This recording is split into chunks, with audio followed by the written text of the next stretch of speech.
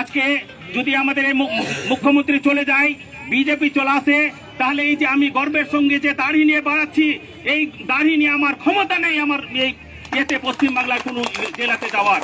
এদেরকে ধন্যবাদ রাখি।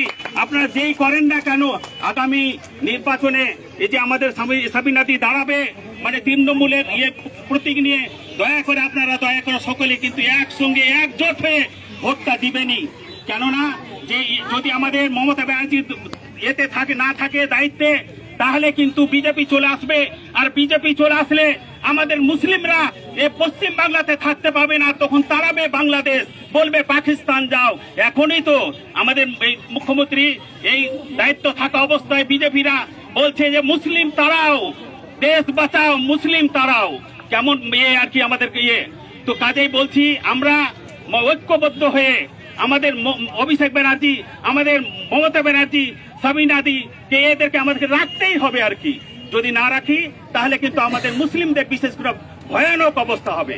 এটা বললাম, যদিও বলা আমার উচিত ছিল না, কিন্তু বললাম যে এই আমরা যদি না ভোটটা দিই, অন্য দল চলে আসে, তাহলে বিশেষ করে মুসলমানদের একেবারে সর্বনাশ হয়ে যাবে আর কি। এই যে দেখছেন আপনাদেরকে আমাদেরকে ভোটে বাদ দেওয়ার জন্য কত রকম করছে। আজকে 2002 সালে কার নাম নাই, কার বাপের নাম নাই, কার দাদুর নাম নাই, কার মায়ের নাম নাই, কি একদম আমরা জন্মান্তর থেকে এখানে বাস করে আসছি, অথচ আমরা নাকি বাংলাদেশি।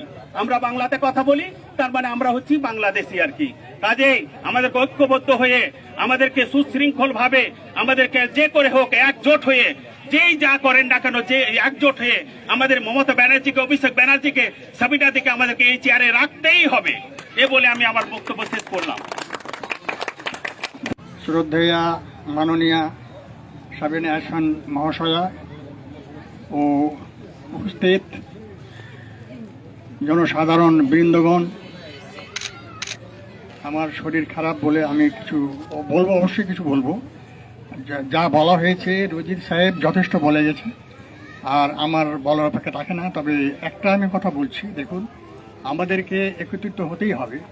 কারণটা হচ্ছে এটা খুব পরিষ্কার হিসাব। আমাদের 2 নম্বর ব্লকে হচ্ছে 65% মুসলিম আর 35% হিন্দু। হিন্দুরা কিন্তু মানে সব ভোট বিজেপিকে দিবে।